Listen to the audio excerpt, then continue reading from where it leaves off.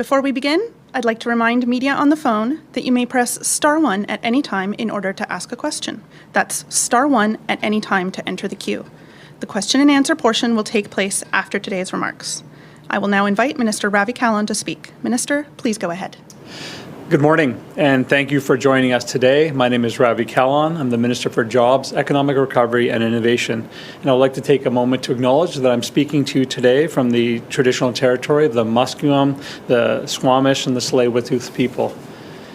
This pandemic has been very challenging for all British Columbians and certainly people around the world. It has brought out the best of us as British Columbians, but people from all walks of life, businesses of all sizes, and communities in every corner of this province have worked together to address many of the challenges that we've been facing, and we've done it well. But it's also, this pandemic has shone a light on historic gaps as we see in our province. It's showed us where we need to improve, the work we need to do to build a British Columbia that doesn't leave people behind. BC is well positioned to have a strong economic recovery.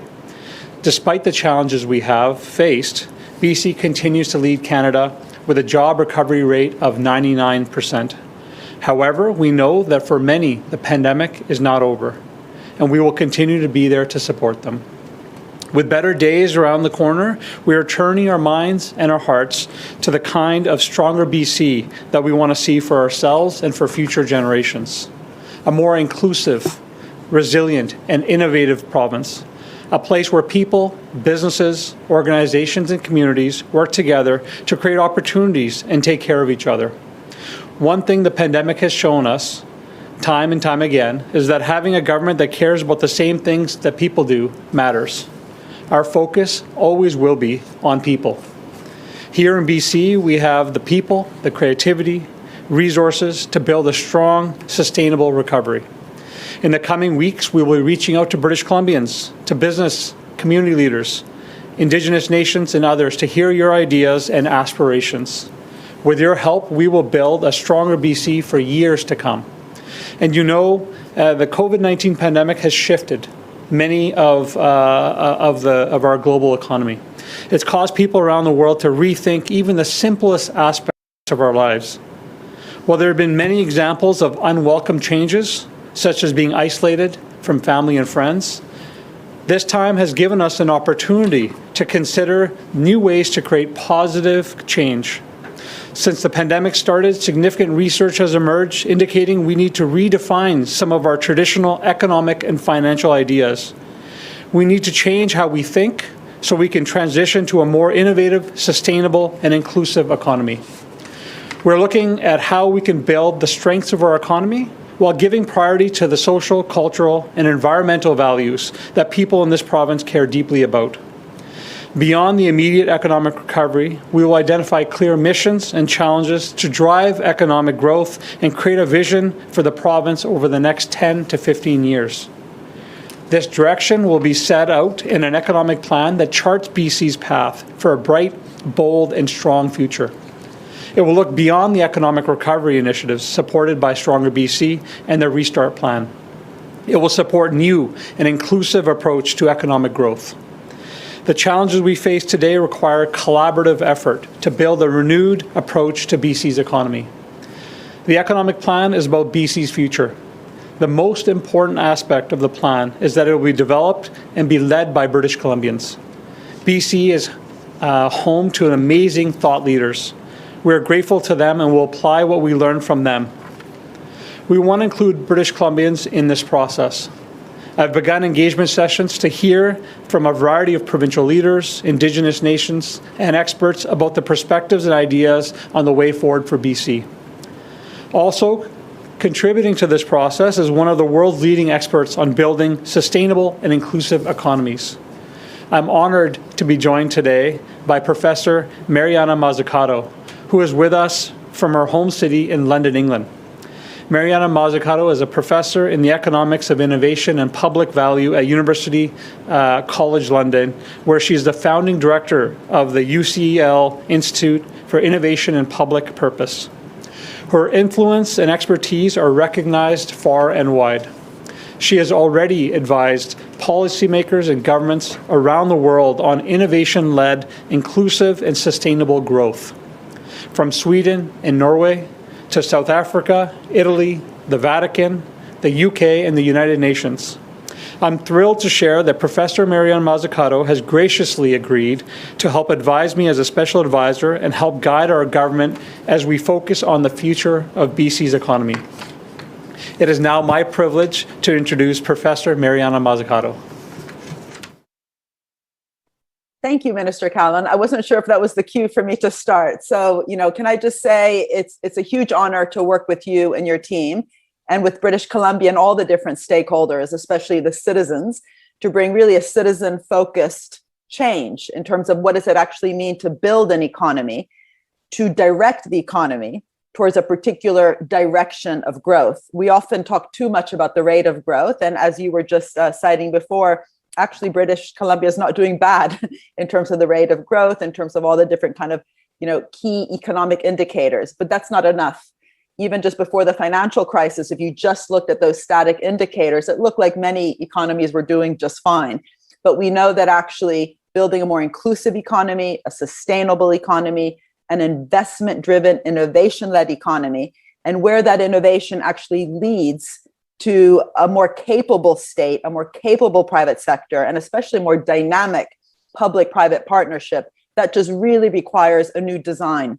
And so it's going to be a real thrill to work with you and your team through the UCL Institute for Innovation and Public Purpose. And maybe I can just say something briefly about what it means to bring a mission-oriented, purpose-oriented approach to economic growth, and specifically also industrial strategy, and also something very specific that we hope to be working with you on, which is also rethinking finance and building a new type of financial institution. And too often in the kind of mainstream economic thinking, the role of policy and the state is there just to fix market failures. So you are literally kind of positioned in a way that will mean that you're kind of too little too late, waiting for failures to happen or to worry for those failures to happen.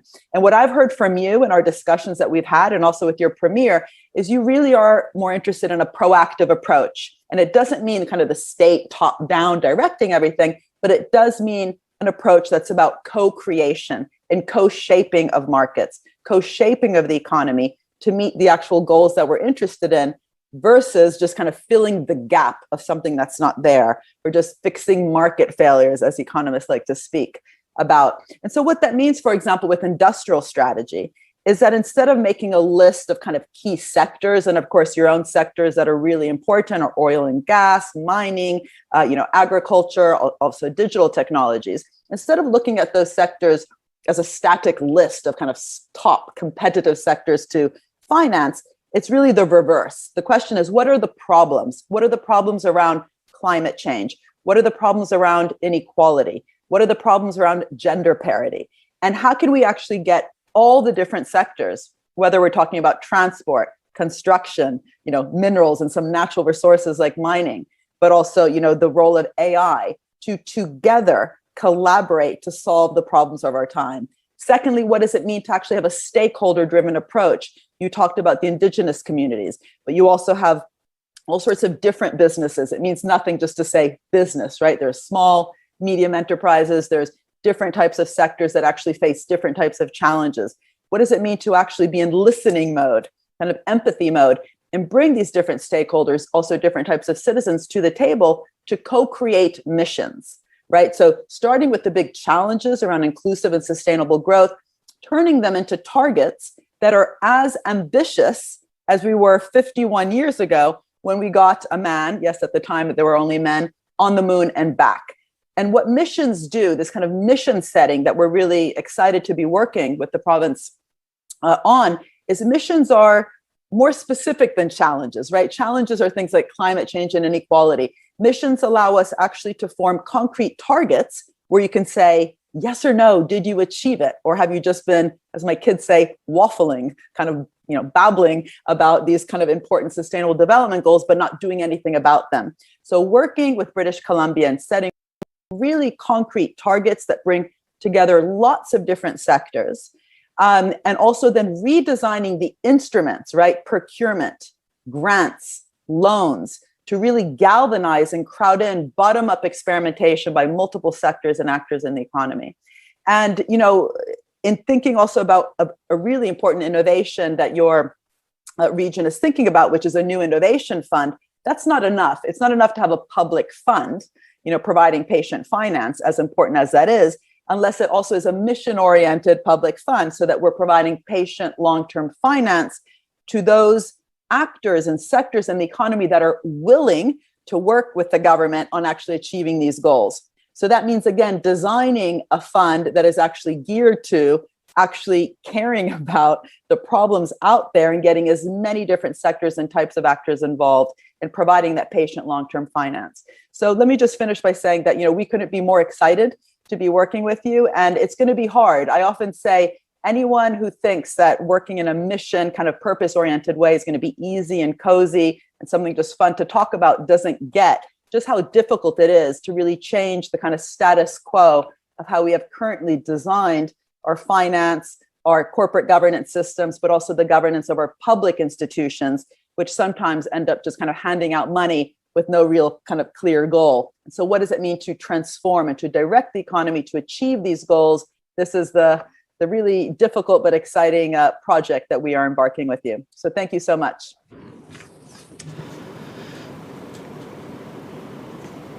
Thank you so much, Mariana, and I'm looking forward to working with you over the coming weeks and months as we develop a future vision for BC. Your theories and approaches to economic development align with those of our government, namely long-term growth that is innovative, sustainable, and includes everyone who lives and works here. With the engagement process now underway, we are one step closer to building a stronger BC and an economy that works for all British Columbians. The economic plan will reflect the priorities and strengths and values of the people of BC in every region of this incredible and diverse province. We're looking forward to working with all British Columbians as we build back BC better together. And now I'm happy to take any questions. Thank you, Minister. As a reminder to reporters on the phone, please press *1 to enter the queue. That's *1 to ask a question. You will be limited to one question and one follow-up. Please also remember to take your phone off mute. You will not be audible until your name is called. Our first question today is from Richard Sussman, Global News. Please go ahead, Richard. This is for both Minister Kahlon and Dr. Mazzucato. And I just want to get a sense, first from you, Minister, we still don't have a clear timeline yet on the reopening with the U.S.-Canada border. We don't know when we're going to reopen internationally. How crucial are these pieces for our tourism sector, both short-term and longer-term, when it comes to planning events, conventions, concerts? Are we falling behind without clear guidelines here? And to that regard, for Dr. Mazzucato, how important is tourism, do you believe, in revival for economies, especially here in British Columbia, where it's a crucial piece along with many of the other elements that you mentioned in your comment? Yeah, thanks, Richard. First off, as you know, many of the plans, the parts of Stronger BC as well as the Restart Plan, have been focused on both ensuring that people and businesses have the supports they need to get through this pandemic. And with the Restart Plan, it's to gradually start to open up the economy in a safe way so that we can get our businesses back and operating and running. And certainly our hope is that the federal government soon will be able to give us the same way we build metrics with our Restart Plan, similar metrics on when they expect things to start opening up when it comes to the border and certainly with tourism. Of course, we want it done in a safe way, but we need to ensure that there's certainty for people and businesses in the province. Tourism has always played an important part of British Columbia's economy, and it will continue to do so. I was going to just send Professor Mazzucato a photo of how beautiful it is in Vancouver today. People want to come here. It's a desirable place to be. But the supports we put in place for the tourism sector have been substantial, and we're going to continue to work with them through these challenging times. And Professor Mazzucato may want to jump in on some thoughts as well. Sure. Received an honorary doctorate actually from Simon Fraser University during the lockdown. So it was absolute tragedy that I couldn't visit your absolute beautiful part of the world. So, I mean, tourism is obviously very important for any place that is as beautiful as yours. I come from Italy. Tourism is very important for Italy. But if you don't invest in areas like digitalization or like greening our economy, then we're actually missing out on a trick of using tourism actually as, again, this kind of cross-sectoral opportunity to transform sectors, right? So instead of looking at tourism as a sector, it's cross-sectoral actually, right? It can actually help transform all sorts of different areas. And, just think of digitalization, how important it can be as what economists call a general purpose technology that can transform how we produce, how we distribute, how we consume. But that requires actually innovating and investing in that area, especially around services, digital services, whether they be around tourism or again, greening our economy. But that requires a strategy. And so I think tourism is absolutely essential, and it can become a catalyst for transformation and structural change, but not if we just look at it as a sector. Thank you. Richard, did you have a follow-up? Yeah, and quickly for the minister, you mentioned the importance of including British Columbians, all this, and this in consultation. You've also now hired an advisor from outside of British Columbia with clearly some very, very impressive international credentials. Can you explain that decision to us in terms of, finding someone from outside of the province to help apply a lens to what's going on within BC? Yeah, well, as I highlighted in my opening remarks, the recovery plan for BC will be built by BC for BC. But it's important to note that we are competing with the world. My time in sport has certainly taught me that when you're competing against the world, you want to learn from other people's experiences, other jurisdictions' experiences. And that's what we're doing with Professor Mazzucato here. I know Professor Mazzucato comes with a wealth of experience working with other jurisdictions all over the world. But what I like a lot about Professor Mazzucato is that she also is always trying to learn. And so my hope is along the way that our thought leaders here in BC can also share some learnings with Professor Mazzucato and her team. And so we are really wanting to position our economic recovery plan with insight from British Columbians, but also knowing that we are preparing to compete with other jurisdictions. And this is the way I think that British Columbians would want us to move forward on as well. I'm not sure if Professor Mazzucato is, Maybe I'll just say something quickly, because I think the question's a great one. Thank you for asking that question. I would ask the same question. Who is this woman? One of the things we do in the Institute that I set up at UCL is, by bringing kind of purpose and public value at the center, is really to help different regions in the world also rethink what's gone wrong. It's not enough to say, oh, this is a great thing to do. Well, where's the bottleneck been in the past? Why have things actually not worked?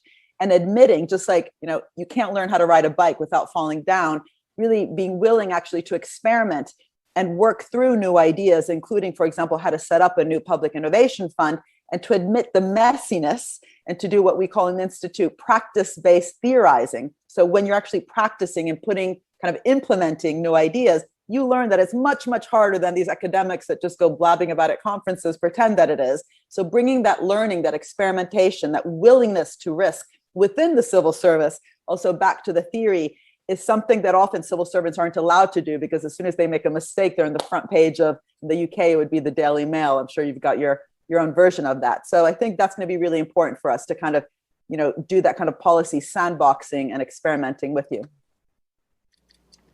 Our next question today is from Lisa Cordasco, Vancouver Sun. Lisa, please go ahead. Good morning. I'd like to ask, how would you apply the concepts you're talking about to the forestry sector in British Columbia, for example, or to the LNG sector, which constitutes billions of taxpayer dollars in subsidies and tax and royalty breaks? Well, I'll start with that. The amount of innovation happening in our resource sector is phenomenal. I think it's a story that doesn't get told enough. Our resource sector is one of the cleanest in the world, but of course we need to find ways to continue to improve. One of my old coaches used to say, if you're not getting better, you're getting worse. And that's the attitude we're taking with everything in this province. And I've had a chance to engage with many leaders in the natural resource sector, and all of them are looking to innovation to reduce GHG emissions, to reduce the imprint of their operations on the landscape of British Columbia. They themselves see huge opportunities in an economic recovery plan to not only become more green in the way we operate, but also to sell our products overseas. We do produce the cleanest products in the world. We do also pay well. Our workers are paid well, and we respect the land. Again, we're going to continue to make that process better, but at the same time, they acknowledge that we can do more, and that's what this vision is about. Lisa, did you have a follow-up?